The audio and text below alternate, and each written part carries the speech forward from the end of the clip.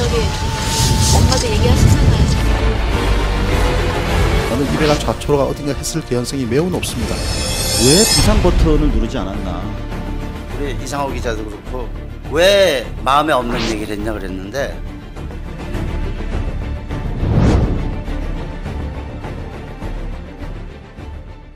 우선 세월호에 대해서 말씀을 드리겠습니다. 세월호 참사에 국가는 없었다라는 주제입니다. 세월호의 선수 부분입니다. 이 세월호의 선수 부분은 처음에는 선수 부분에 램프가 있었습니다. 화물이 들고 나는 램프가 있었는데 개조 과정에서 없어졌습니다. 그럼 화물은 뒤쪽으로만 들어온다는 얘기가 됩니다. 바로 화물 쪽에 지금 우연으로 접안했기 때문에 오른쪽으로 화물이 들어오는 모습이죠. 좌연 쪽도 램프가 있습니다. 배가 좌로 또는 우로 많이 기울었을 때 이 램프 쪽으로 물이 들어오는 부분 분명히 존재합니다. 아직까지 한 번도 언론에서 이 부분을 조명을 하지 않았습니다만은 저는 이 램프 쪽이 기울었을 때 물이 들어왔을 거라고 저는 분석을 합니다. 왜냐하면 이 부분이 타이트가 완전히 수밀이 돼야 되는데 국제 규격에서는 수밀을 요구합니다. 그런데 연안에 있는 카페리호들은 그런 부분을 잘 지키지 않습니다. 그래서 수밀이 완벽하게 되지 않기 때문에 배가 기울었을 때 이 부분으로 들어온 물이 내부 화물창에 들어오면서 배를 보다도 빨리 기울게 만든 효과를 유발했다. 그리고 이후로 급속하게 배가 뒤집어지는 메커니즘은 선실의 출입구 쪽으로 물이 들어가면서 선실 쪽에 들어온 침입한 해수가 급격하게 배를 전복시켰다고 저는 분석을 합니다. 이 해난 사고인데 이미 해난 사고가 사건으로 점점 좀 바뀌고 있습니다. 오늘 그 유가족 분들께서도 성명서를 발표를 한 걸 내용을 봤습니다만은 제일 중요하게 언급하고 있는 부분도 진상규명입니다. 우리는 이 진상규명을 하기 위해서 사건의 내용을 들여다보고 있습니다만 가장 중요한 것이 저 선체, 심지어 저 화물들까지도 증거가 보존이 돼야 됩니다. 그래서 증거보존 가처분 신청을 해야 된다는 점을 우선 먼저 말씀을 드립니다. 저 화물들도 안에 어떤 화물들이 들어있는지, 그다음 내부에 있는 이 차량 내부에 있는 화물들도 어떤 화물이 실렸는지, 어떠한 상태인지에 대해서 우리는 그대로 지금 현재 바다 해저에 가라앉아 있을 때 그 화물들이 어떤 상태로 있는 것까지도 우리는 조사가 돼야 되는 것이 포함되어야 됩니다. 그런 것이 바로 진상규명의 첫 단추라고 생각을 합니다. 우리 국내에서도 잠수정, 군안 잠수정이 있습니다. 상당한 비용을 들여서 만든 군안 잠수정이 있습니다. 그 잠수정이 사고 현장에 도착을 해서 거기서 잠수부가 나가서 그다음에 구조할 수 있는 시스템이 있는데 가동하지 않았습니다. 왜 가동하지 않았느냐라는 질문에 기술적인 문제라고 이야기를 하고 있습니다. 두 번째로 제가 쓴 글이 선수를 잡으라는 부분이었습니다. 왜 선수를 잡아야 되는가 하냐면요. 지금 있는 화면에 있는 모습처럼 저렇게 기울어져 있을 때 만약에 선수가 물속으로 들어가게 되면 구조적으로 지금 굴뚝이 있죠. 그리고 선실 있죠. 이 부분들이 구조가 굉장히 정형화되어 있지 않습니다. 선박은 바로 앉거나 옆으로 들어 누웠을 때 가장 안정된 모습을 취하게 됩니다. 그런데 거꾸로 뒤집어진 상태에서 저 각도와 저 모습이 유지되고 있는 것은 선수가 그나마 수면에 떠 있기 때문입니다. 이럴 때에 선수를 반드시 잡았어야 됩니다. 그래야지 이 각도를 그대로 유지하고 안에 존재하는 에어포켓을 그나마 유지할 수 있는데 선수가 물속으로 깔아앉게 되면 그 다음에 선박은 옆으로 들어눕게 됩니다. 선박이 들어눕게 되었을 때 기존에 있던 에어포켓이, 즉 발바닥 밑에 있던 물이 들어오는 그런 공간들이 옆이 벽으로 되면서, 즉 바닥에 있던 에어닥트가 옆으로 되면서 공기가 빠져나갑니다. 공기는 물보다 가볍다는 사실. 그렇기 때문에 빠져나가는 공기만큼 그만큼 희생자가 그나마 생존했던 분들이 또 희생이 됐을 가능성이 굉장히 높습니다. 그래서 이 부분은 나중에도 반드시 책임져봐야 될 부분이고요. 왜 선수를 잡지 않았는가? 해군이나 해경이나 바다에 관련된 사람은 선수를 잡았어야 한다는 것을 전부 알고 있습니다. 이 상태에서 오른쪽에 있는 바지선입니다. 저 바지선들은 공기가 가득 차 있는 구조물들이거든요. 이 바지선들이 선수의 좌우에 붙어서 묶어주기만 해도 선수는 그대로 유지가 가능했습니다. 그 각도를 그대로 유지해야 안에 있는 에어포켓을 그대로 유지할 수 있고, 그래야지 우리가 들어가서 작업을 할 수가 있는 것이고요. 그리고 현장에 당일 저녁에 크레인이 도착했습니다. 그 크레인이 도착을 해서 도로 돌아갔습니다. 도착한 크레인이 이왕 도착했으면 이 선수라도 잡고만 있어도 됩니다. 왜냐하면 공기에 떠 있거든요. 겨우 공기에 떠 있는 선수를 물속에 빠뜨렸다는 것은 이해할 수 없는 일입니다. 바로 화살표 있는 부분이 바우스로스트라고 프로펠러가 들어있는 것인데요. 선수를 붙였다 뗐다는 곳인데 저기에 케이블 집어넣어서 얼마든지 묶을 수 있습니다. 배 밑에 용접을 하고 뭔가 구조를 설치할 필요도 없습니다. 그런 구조를 이용을 해서라도 선수는 잡을 수가 있었습니다. 그리고 타그보트. 제일 가까운 곳에 목포항이 있습니다. 목포항은 많은 상선들이 드나들기 때문에 그 상선들을 붙이기 위한 터그보트들이 상당히 많이 있습니다. 마력수가 굉장히 세거든요. 만약 사고 초기에 목포에서 저 타그보트들이 출발을 해서 기울어가는 세월호를 밀어붙여서 수심이 낮은 곳으로 밀어도 되지 않겠습니까? 암초에 부딪히면 어떻습니까? 어차피 망가진 배인데 밀어서라도 수심이 얕은 곳으로 끌고 갈 수 있었는데 왜 그런 액션을 취하지 않았는지. 그리고 이 타그보트는 얼마나 마력수가 좋으면 저런 항공모함도 끌고 다닙니다. 그리고 구축함이 있습니다. 우리 삼함대, 목포의 삼함대는 저런 급의 배들이 근 6, 7척 정도가 있고요. 그리고 고속정이 있습니다. 고속정은 PK함이라고 페트롤 킬러라 그래가지고요. 국내에서는 제일 빠른 배입니다. 시속 45나트 나옵니다. 그러면 시속 70km, 80km로 달리면 1시간 이내에 현장 도착합니다. 모든 고속정마다 해군 대원들이 20명씩 타고 라이프 자켓을 입고 바로 배에 뛰어 올라서 방마다 다니면서 유리창마다 깨면서 구조를 했다면 얼마나 많이 구조를 해냈겠습니까? 근데 그런 액션 전혀 취하지 않았습니다.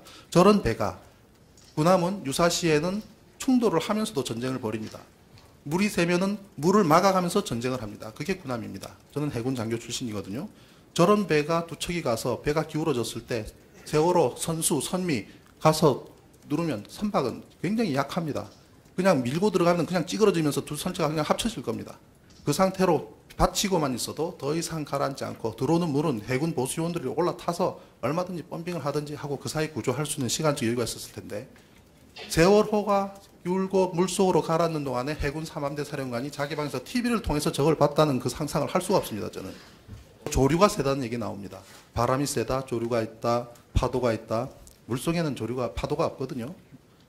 바람이 없거든요. 물속에는 비 안 오거든요. 그렇지만 조류가 셉니다. 그렇지만 조류라는 것은 지구가 존재하는 한 반드시 있는 조류입니다. 그것은 극복의 대상이지 그것은 이유가 아니라고 생각을 합니다. 조류 때문에 이런 VLCC, 이건 대단히 큰 배인데요. 길이가 300m 가까이 되는 배를 사모중공에서 보내주겠다. 그럼 여기다 물을 가득 채우면 세월호 옆에 가라앉히게 되면 조류를 상당 부분 막아줄 거다. 굉장히 합리적인 이유입니다. 과거에 서산만 간척할 때 정주영 회장이 그 물막이로 큰 배를 가서 막아서 물막이를 한 사례가 있습니다. 그렇지만 이거를 받아들이지 않았습니다. 그리고 지금 현재 보면은 저런 헬기로 구조를 하는데 저 헬기로 이렇게 한 사람 한 사람을 구조하는 작업에 대해서 저는 방법이 아니라고 생각합니다. 라이프 자켓을 입고 있으면 슬라이딩해서 물속에 들어가면 다 삽니다. 저기 있는 사람들 내려가서 그 옆에 있는 바로 유리창들을 하나하나 깨고 여기 있는 사람들이 나오도록 해야 될 일이지 한 사람을 이렇게 구조해야 될 일이 아니라는 얘기입니다. 구조 메커니즘이 전혀 존재하지 않습니다. 라이프 자켓 입은 사람은 물속에 들어가게 하면 됩니다. 물속에 빠뜨리면 됩니다. 옆에 받아보십시오. 호수와 같이 잔잔합니다. 그리고 이제 통영함 구조에 대해서 합의각서가 어저께 미디어오늘에서 특종으로 보도가 됐는데요. 거기에 좌초선박으로 표기가 되어 있습니다. 해군 참모총장이 사인한 서류에 좌초선박이라고 표기가 되어 있다는 것은 청해진 통영함 좌초선박 구조에 참가에 대한 합의각서 통보 이 내용에 해군 참모총장이 사인이 되어 있습니다. 해군 참모총장 사인된 서류에 좌초가 있다면 이 배가 좌초가 어딘가 했을 개연성이 매우 높습니다. 이것 하나를 확인하기 위해서라도 우리는 선체가 파손되어서도 안 되고 선체가 분해되어서도 안 되고 선체가 폭파되어서는 더더욱 안 됩니다.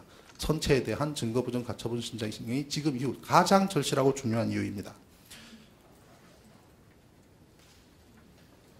우회전 급선회가 사고 원인이다라는 부분은 눈속임입니다. 귀속임입니다. 우리 국민들은 일반적으로 버스를 타고 갔을 때 속도가 높은 상태에서 급하게 틀면 버스가 전복될 수 있다는 그 상식적인 의식에 기회들어서 세월호의 사고를 엉뚱한 대로 호도하기 위한 얘기입니다. 선박은 절대로 급선회를 한다고 해서 넘어지지 않습니다.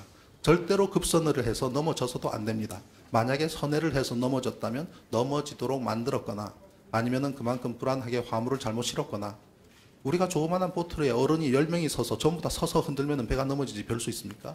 그러나 우리는 안전하기 위해서는 전부 다 몸을 낮춥니다. 무게중심을 낮추기 위해서. 그렇지만 무리하게 짐을 싣고 급회전을 했다면 그것은 배를 전복시키기 위해서 짐을 많이 싣고 회전했다고 밖에 볼 수가 없는 겁니다. 선박의 안정성 문제는 중력과 부력의 문제입니다. 5월 12일자로 한겨레에서 보도한 내용에 보면은 이 배에는 에어포켓이 없었다라는 얘기를 합니다. 큰일 날 얘기입니다. 선박은 에어포켓이 반드시 존재합니다. 51대 49의 논리입니다. 중량이 51이고 부력이 49면 가라앉습니다. 부력이 51이고 중량이 49면은 뜹니다. 부력이 중량과 어느 것이 큰가의 문제입니다. 그게 잠수함의 논리입니다. 잠수함이 물속으로 들어갔다 나오는 논리입니다. 잠수함이 물속에 들어간다고 내부에 공기가 하나도 없습니까? 큰일 날 소리입니다. 물 속에는 가라앉지만 상당히 거의 대부분의 공기를 안고 들어갑니다. 다만 그 에어포켓이 얼마나 오랫동안 견디느냐, 공기가 얼마나 빠져나가느냐, 그동안에 사람이 얼마만큼 안에 존재하느냐, 공기에서 산소를 쓰는데 시간이 얼마나 하는가의 문제지 에어포켓은 반드시 존재합니다.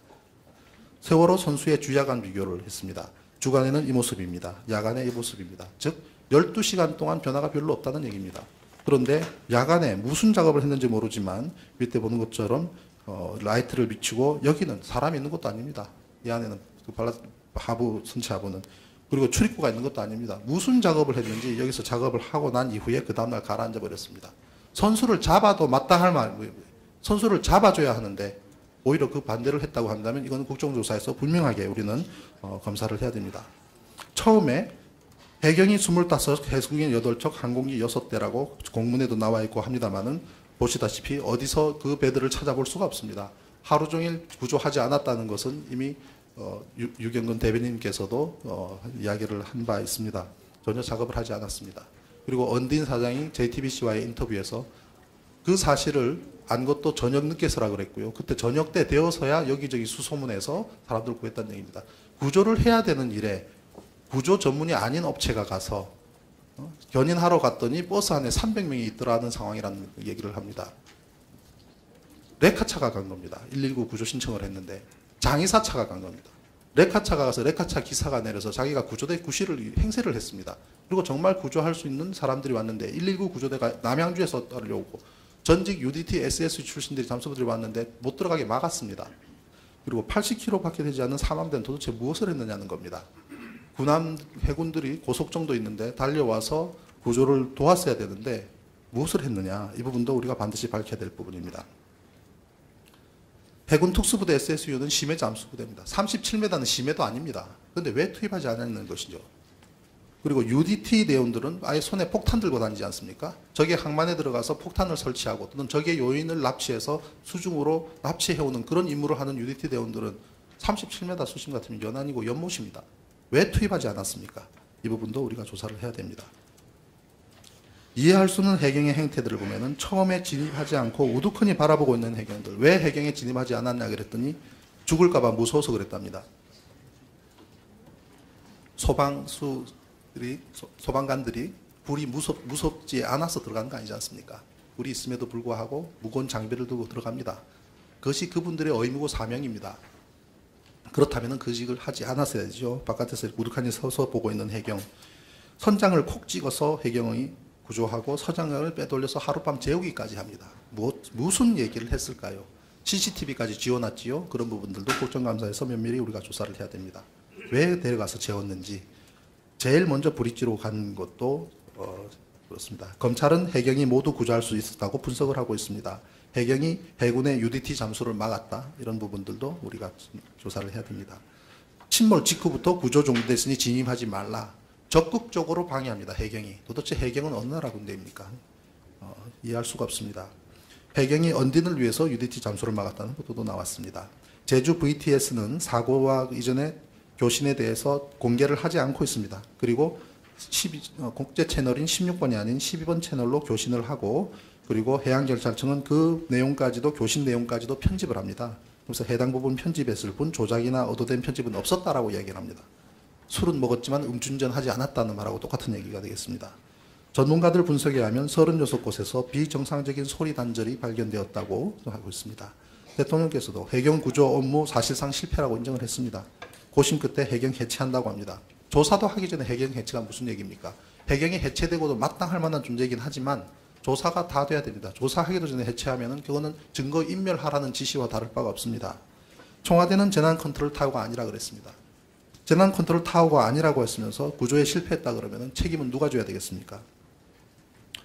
청와대 안보실은 안보사령탑이 아니라고 이야기를 합니다. 그러니 대통령이 아무 일도 하지 않았으니 국무총리가 했을 리가 없고 국무총리가 하지 않았으니 장관이 했을 리가 없습니다. 언딘이라는 회사는 구조 전문이 아닙니다. 인양 전문이고요.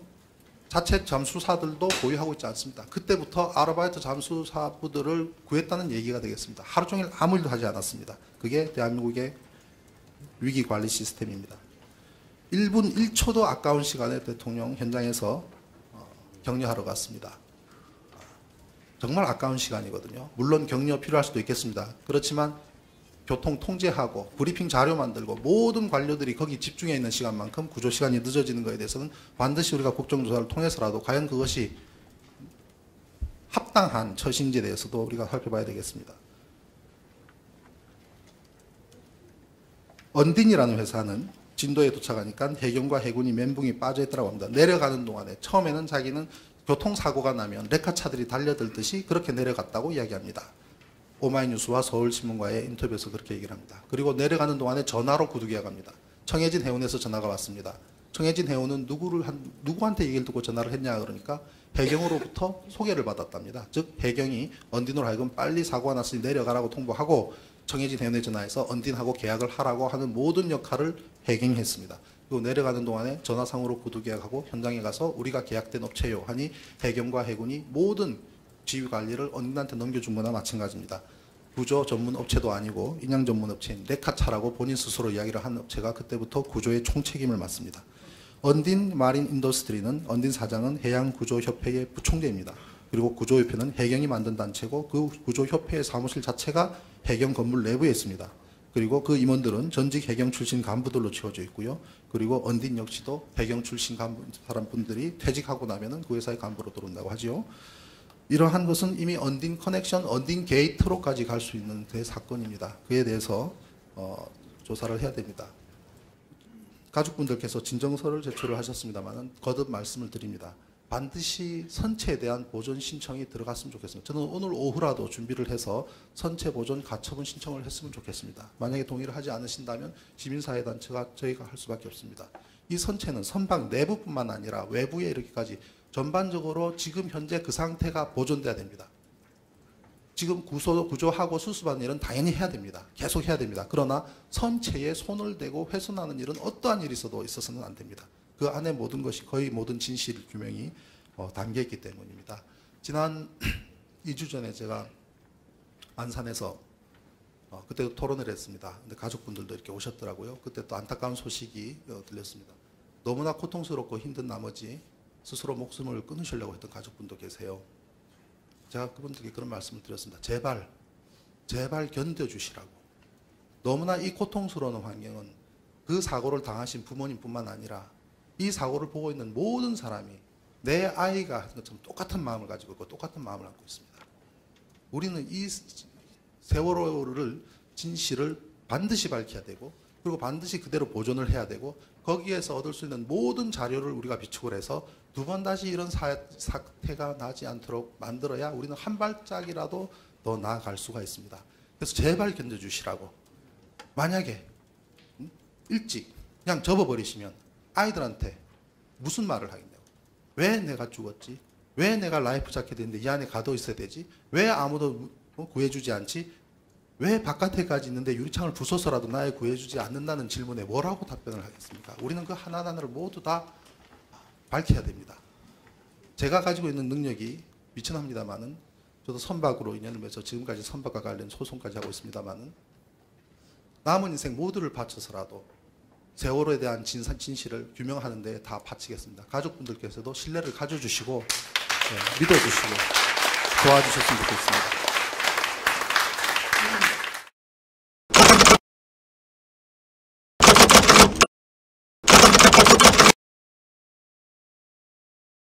저희가 동영상으로 여기 계신 팩트TV를 통해서도 다 생중계를 거의 다 해드렸기 때문에 시간 관계상 사진, 제가 촬영한 사진 위주로 보여드리도록 하겠습니다. 보여주시죠.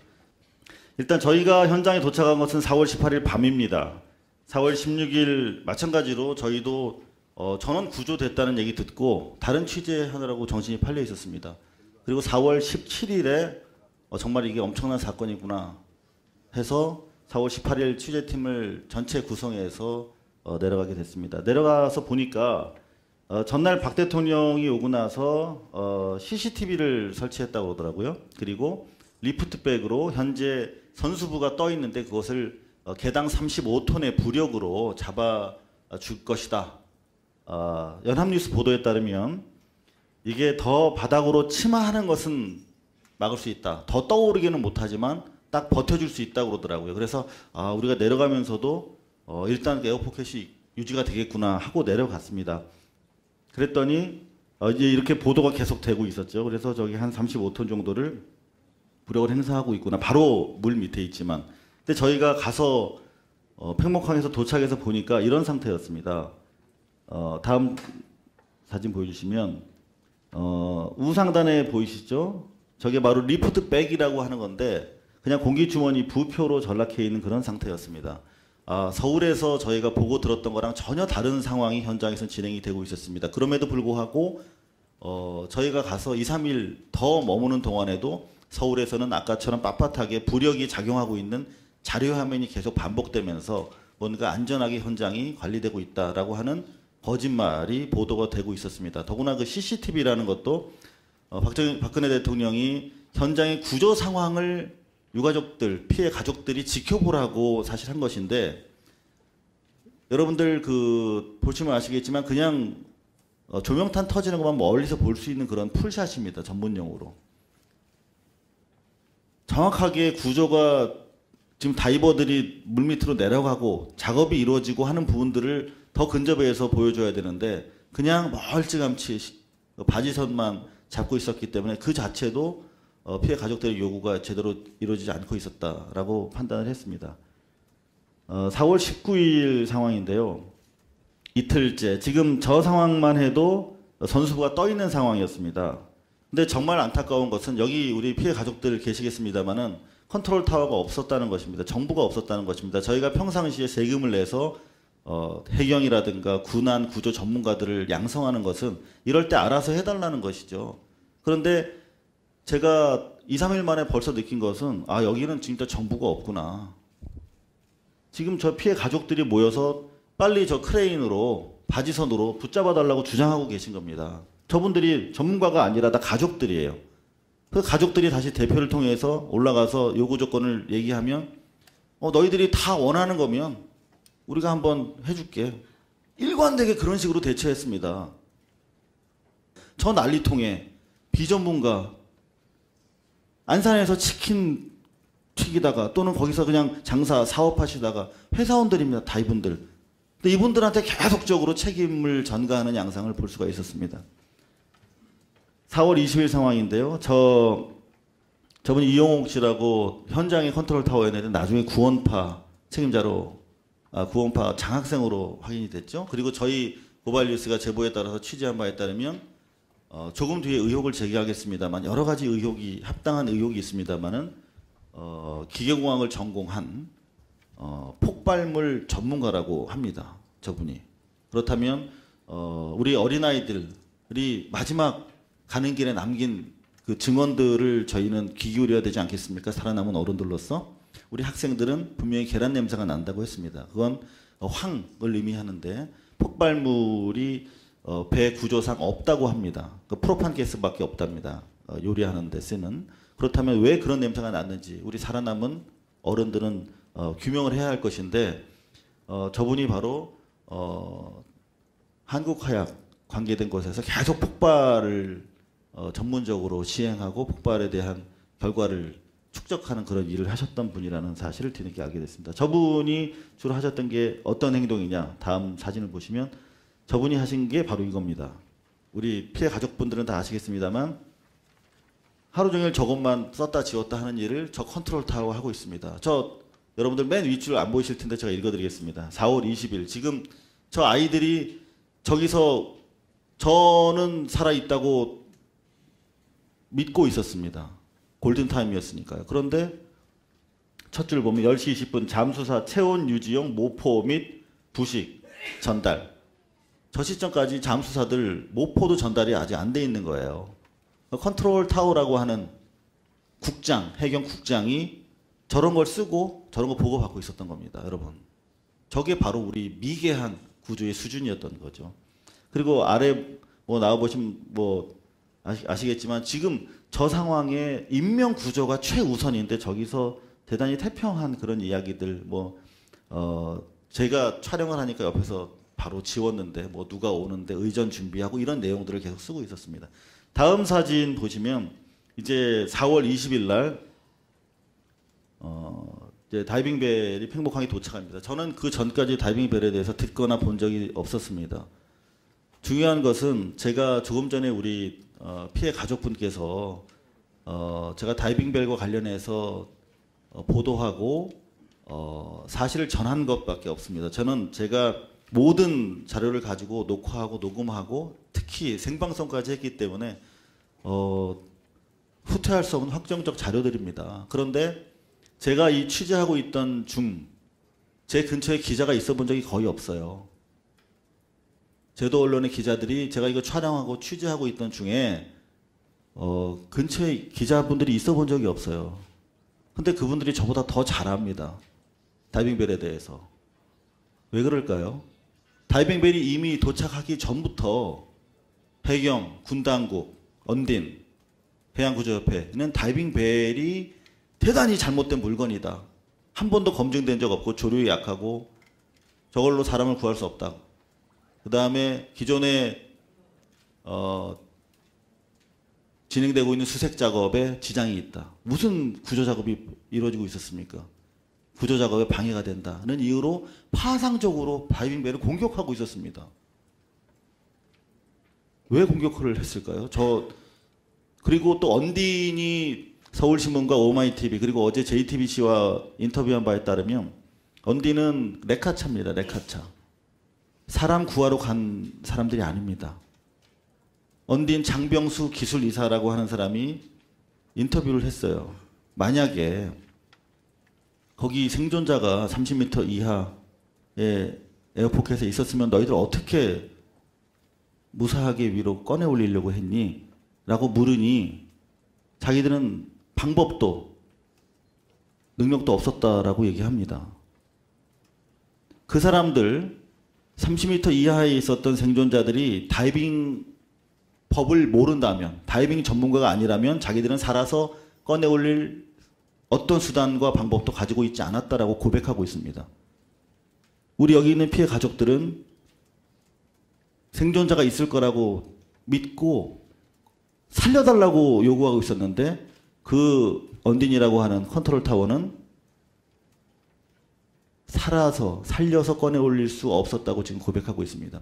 다이빙 벨은 잠수 능력이 없는 심해의 생존자를 꺼내 올릴 수 있는 현존하는 유일한 방법입니다. 저는 취재를 통해서 알게 됐고 취재를 통해서 확인했습니다. 지금부터 확인한 내용을 여러분들한테 보고 드리겠습니다. 참고로 조선일보가 얘기한 것처럼 저는 다이빙벨을 만병통치약이라고 선전한 적도 없고 영업사원도 아닙니다. 자, 내부를 들어봤습니다. 3명이 저렇게 앉을 수 있고 4명까지 서서 7명이 작업할 수 있는 공간입니다. 제 배꼽 부분 위쪽까지 공기가 차 있어서 호흡이 가능한 구조죠. 자, 다음 4월 21일 3시 59분에 사고 해역에 도착했습니다. 이게 바로 다이빙벨이 처음으로 현장에 도착한 상황입니다. 해경이 동의했고 우리 가족 대표께서 작업을 동의해서 현장에 어렵사리 도착을 했습니다. 그런데 어떤 일이 생겼냐면 21일 5시 17분 오후에 알파 이종희 대표가 돌아오는 장면입니다. 이때 2가지 이유로 쫓겨나는 것이죠. 하나, 검증된 바 없다. 이 장비가. 2번째, 현재 작업에 방해된다는 이유로 쫓겨나왔습니다. 다음 화면 보시면 4월 21일 오후 17분에 쫓겨나왔는데 언론에는 다이빙벨이 현장에 도착하기 전부터 다이빙벨을 비판했던 언론들은 왜 그런지 다이빙벨 실패 기사를 보도하게 됩니다. 여기 계신 우리 피해 가족들도 계속 그런 보도, 언론을 쓰레기, 기레기라고 비판하시면서도 볼 게 기레기들밖에 없기 때문에 기레기들이 주입하는 판단에 많이 영향을 받고 계실 거라고 생각합니다. 4월 23일 이틀 뒤에 언딘이 한 짓이 바로 이겁니다. 생존자가 있으면 구할 수 있는 건 다이빙벨밖에 없는데 다이빙벨을 쫓아내버렸단 말이에요. 그리고 허겁지겁 비판의 여론이 일부 일기 시작하니까 4월 23일 새벽 2시에 강릉에 있는 폴리텍 대학으로부터 다이빙벨을 빌려옵니다. 그리고 4월 29일 9시에 서망항에서 밀 반입하다 적발되는 장면입니다. 밀 반입하다 적발되는 장면입니다. 이 밀 반입을 위해서 한창 생존자 구조에 전념해야 될 직원들 4-5명이 이 자리에서 저 선적 활동을 했습니다. 그런데 저 배가 떠나지 못했어요. 저는 우리 아이들이 붙잡았다고 생각하는데 스크류가 걸려가지고 밧줄에 2-3시간 지체되는 사이에 저희가 촬영한 겁니다. 4월 25일 날 2차로 우리 피해 가족들이 다이빙벨의 현장 투입을 다시 원하셨습니다. 그래서 11시 30분에 다이빙벨 2차 출동을 하는데 당시에 이주영 장관이 피해 가족들 동승, 그 다음에 취재진 동승, 왜냐하면 해경이 계속 거짓말하면서 쫓아냈기 때문에 동승을 요구했습니다만 쫓겨났습니다. 11시에. 그리고 더 이상 지체할 수 없어서 저희 취재팀이 다 하선했고요. 4월 26일 날 다이빙벨은 접안도 하지 못하고 쫓겨납니다. 역시 이 당시에 고성에 욕설이 오가면서 뒤늦게 이종인 대표로부터 진술받은 바에 따르면은 칼로 죽이겠다 이런 협박까지 언론 쪽에서 있었다고 합니다. 다이빙벨은 2차로 쫓겨났습니다만 이때 역시 조정동을 비롯한 제도 언론들 현장의 근처에 또 오지 않았던 언론들은 다이빙벨 2차 실패 이렇게 보도하게 됩니다. 4월 29일 다이빙벨을 3차로 출동합니다.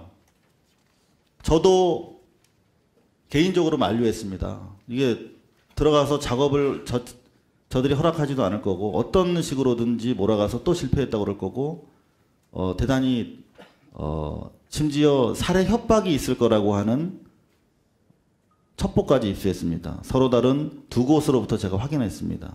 그래서 이번엔 분명히 저들이 자기들의 구조 실패와 무능이 드러날 것이고 다이빙벨에 제대로 구조를 하면 그리고 다이빙벨에는 이종인 대표가 사이드 소나라는 장비를 싣고 있습니다. 그 장비는 거의 핸드폰 수준의 물밑 상황까지도 정확하게 찍어내는 장비입니다. 여러분들 뭐 보여드렸으면 좋겠는데 그 소나를 탑재하고 갔기 때문에 배의 모든 내용을 그 증명사진처럼 찍어서 남길 수 있습니다. 물밑에 있는.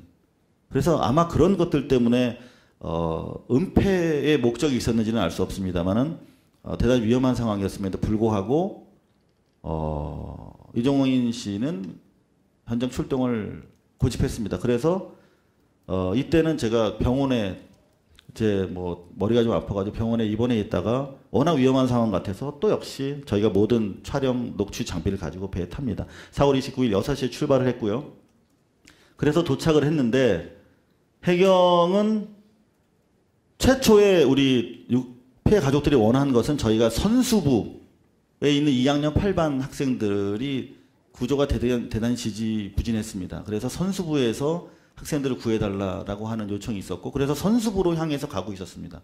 갔더니 이미 선수부에 바지선이 옮겨가 있었고 저희한테는 선미를 하라, 알파 쪽에는.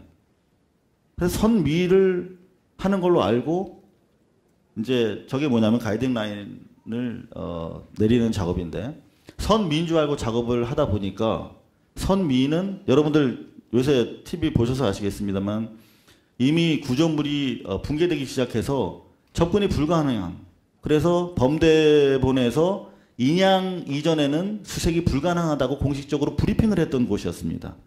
그러니까 아마도 알파 쪽에 골탕을 먹이기 위해서 그런 것이 아닌가 했으나 그래도 선미부에 사람이 있다면 구해야 되지 않겠느냐 해서 밤새도록 내려갔습니다. 그런데 하루 반나절을 작업하고 보니까 그 설계도대로 따라가는데 출구가 안 나오는 거죠. 하루 반나절 7번의 잠수를 했는데 알고 보니 해경이 속인 것이었습니다. 선미부가 아니라 중간 부위였습니다. 이게 바로 이정인 대표가 브리핑 선미부로 가라하면서 브리핑 받으면서 메모해온 것입니다. 저기 보면 좌측에 버팀줄을 저기다 매자 선미부에다가 라고 체크했던 것까지도 나와 있습니다. 그래서 더 이상 지체할 수 없는 상황이 됐고 4월 30일 4시 27분에 선미가 아니라 배 중간이라는 걸 확인하고 더 이상 지체하지 말고 중간이라도 들어가자 해서 민간 잠수부 2명. 이미 이 시점에 언딘에 의해서 현장에서 자원봉사 민간 잠수부들은 다 쫓겨난 상태였습니다. 그래서 이분들은 다 포기하고 생업에 전념하다가 다이빙벨이 3차로 들어간다니까 멀리서 택시 타고 오신 분들입니다. 특히 이 오른쪽에 계신 분이 여기 현장에 와 계신데 잠깐 손 좀 들어보실래요? 이분은 저분입니다. 저분이 다이빙벨 타고 들어갔다 오신 분이거든요. 4시 27분에 스탠바이 돼서 들어갑니다. 다음 장면 보시면 그런데 사고가 생겼습니다. 공기 주입 케이블이 찢어진 것인데요. 이거는 물론 의혹이 있습니다만 누군가 이렇게 했을지 모른다는 의혹도 있습니다만은 현장에서는 아마도 이게 높은 너울 때문에 출렁거리면서 들어갔기 때문에 그 과정에서 끊겼지 않나라고 대수롭지 않게 생각하고 넘어갔습니다. 일단 실패. 그리고 그러면 이번에는 좀 너울이 잠잠해지기를 기다렸습니다. 5월 1일 새벽 3시 20분에 다이빙벨 2차 투하됩니다. 새벽 3시 20분에 들어갑니다. 그래서 나온 시간이 새벽 5시 17분입니다. 1시간 57분 동안 잠수가 이루어졌고요. 선내 수색만 53분 동안 이루어졌습니다.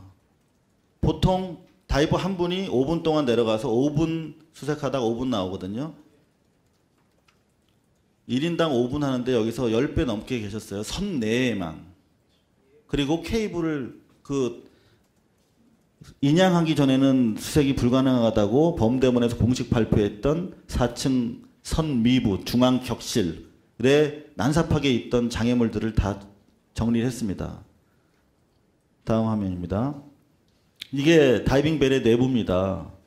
다이빙을 못하는 사람들도 저 다이빙벨 속에서 살아나올 수 있는 거죠. 왜냐하면 조류가 강하기 때문에 여러분들 지금 저 안에는 조류가 없지요. 조류 없습니다.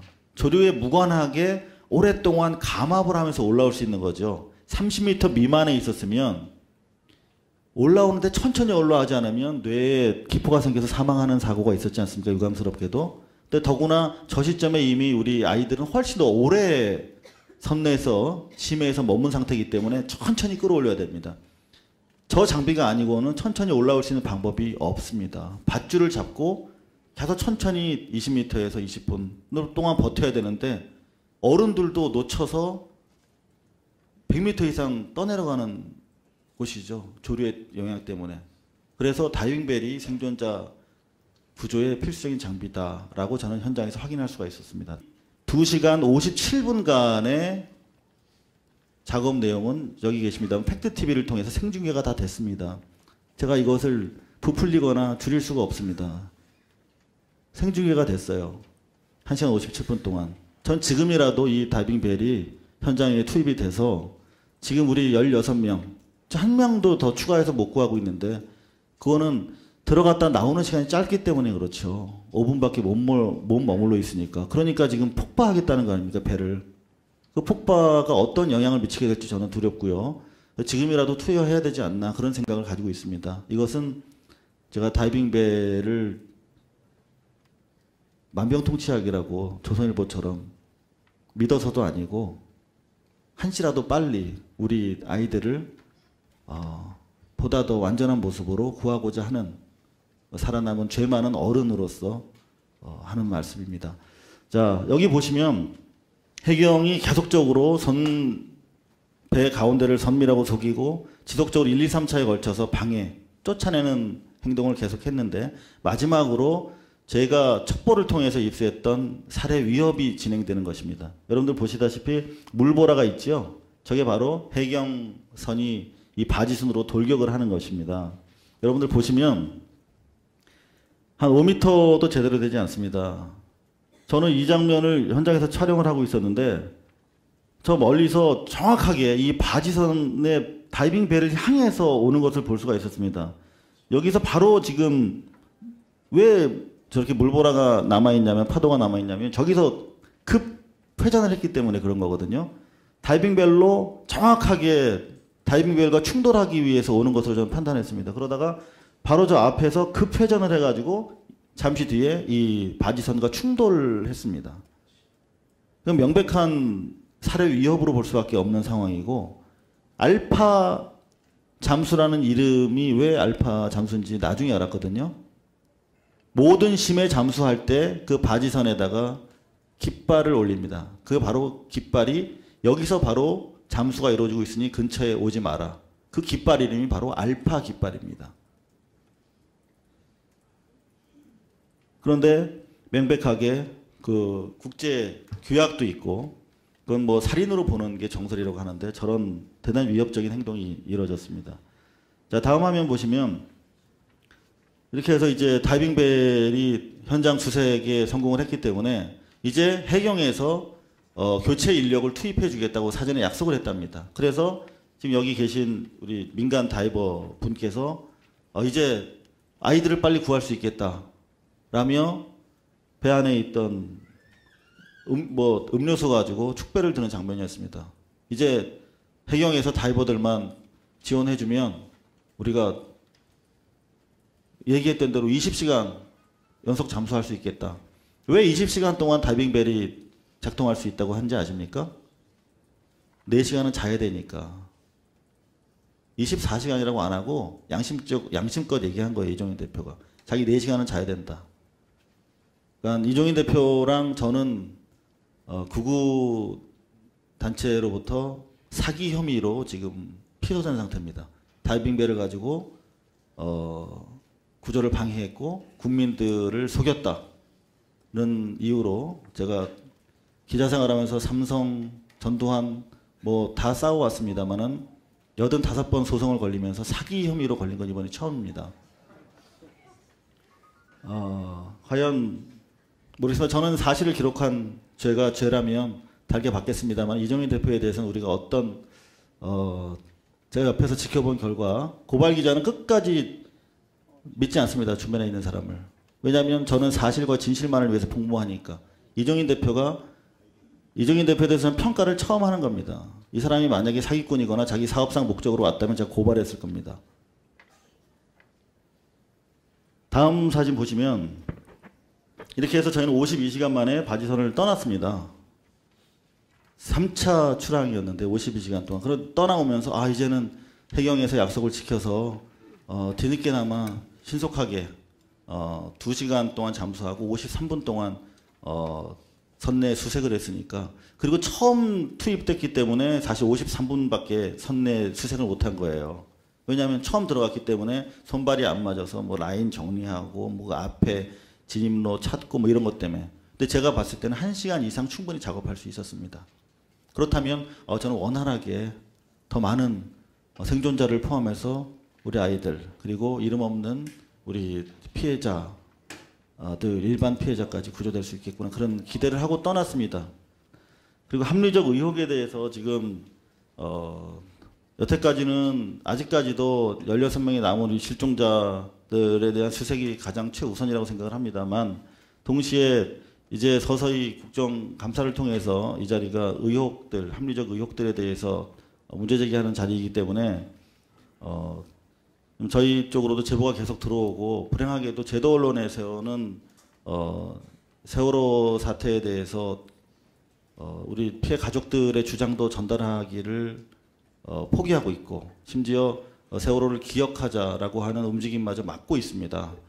그렇기 때문에 앞으로도 계속 그 의혹에 대해서 합리적 의혹에 대해서는 물론 사실이 아닐 수 있습니다만은 합리적 의혹에 대해서는 계속 지적을 해야 된다고 생각합니다.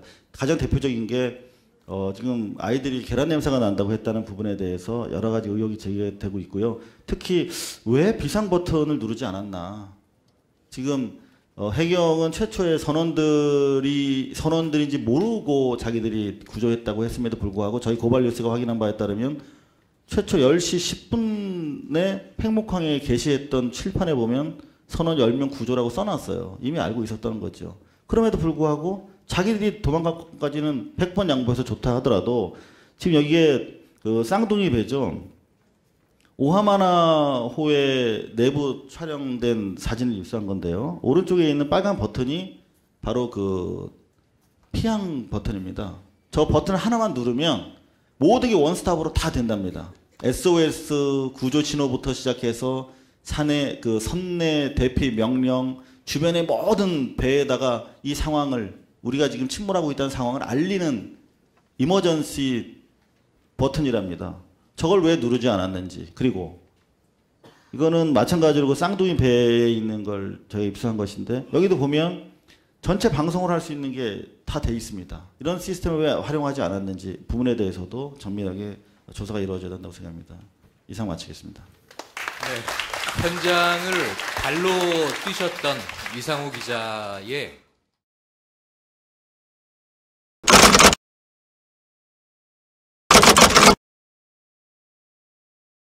안녕하세요. 저는 잠수 구조 전문가입니다. 그래서 제가 좀 나섰던 거는 건방을 떨고 가족들 앞에서 나섰던 거는 그 물속에 갇혀 있는 사람을 해경도 손 놓은 상태에서 제가 가서 그 장애물을 뚫고 들어가서 그 사람을 들여다보고 정신이 빠진 사람을 71살 먹은 코가 다 뭉개져서 부상을 입은 그 사람 잠수할 줄 몰랐어요. 근데 잠수로 모시고 나와서 그분을 구했어요. 그랬을 때 어떤 같은 사람으로서 어떤 딴 사람의 생명을 살렸다는 어떤 그런 사명감이 제 직업을 지금 25년간 어떤 사람은 뭐 렉가차 얘기를 했지만 저는 여태까지 손대서 배가 침몰하는 상황에서 돈을 생각했다면은 딴 업체처럼 눈을 감았을 겁니다. 지금 뭐 언딘을 얘기하는 건 아니고 그 전에 이제 또 오래됐었는데 이제 망한 회사가 있어요. 그래서 이 살버 소위 이 군안업자는 절대 그 배를 잡는 그러니까 고철 장사를 하면 안 된다고 그래요. 왜 그러냐면 고철 장사를 했을 때 인양을 했을 때 돈이 더 되니까 그쪽을 택한다는 거죠. 그래서 저는 지금 중국배 한 2,000톤 정도 되는 그 소금 운반선 해경과 해군이 거의 그 포기한 상태에서 저희가 배 밑으로 그 빨려 들어가는 데를 찾아내서 배를 살렸고요. 우리 이상호 기자도 그렇고 왜 마음에 없는 얘기를 했냐 그랬는데 저로서는 어떻게 할 수가 없었어요. 뭐 변명이겠지만 지금 오늘 새벽 5시 반에 이제 저 동남아 가서 다이빙 훈련을 하고 지금 밤새 이제 들어왔다가 우리 저 신 대표한테 걸려 들어가고 여기로 오게 됐는데 저는 뭐 따로 여러분들한테 뭐 이렇게 특별한 얘기를 할 게 없어요. 그 전에 뭐 4년 전에 얘기대로 그냥 벌써 다 나와 있는 얘기고 혹시 그 거짓말 이 벨이나 이 잠수에 대해서 지금 구조 상황에 대해서 지금 뭘 부시고 뭘 잘라야 된다 그러고 예를 들어서 뭐 초반에 해경이 그 기본 업무가 수색 및 구조라고 그래서 그걸 붙잡고 있었다고 그 뭐 청장도 얘기를 하더만 참 그것도 범죄죠. 그래서 그때부터 손띠라고 그랬던 것도 저고 제가 뭐 개인이 무슨 힘이 있어요. 그냥 얼굴 아니까 청장님 지금이라도 손 떼십시오 라고 얘기를 했는데 지금 한 달 넘게 이렇게 끌고 계시긴 이제 끌고 있다가 조직까지 다 망가지게 생겼죠. 그래서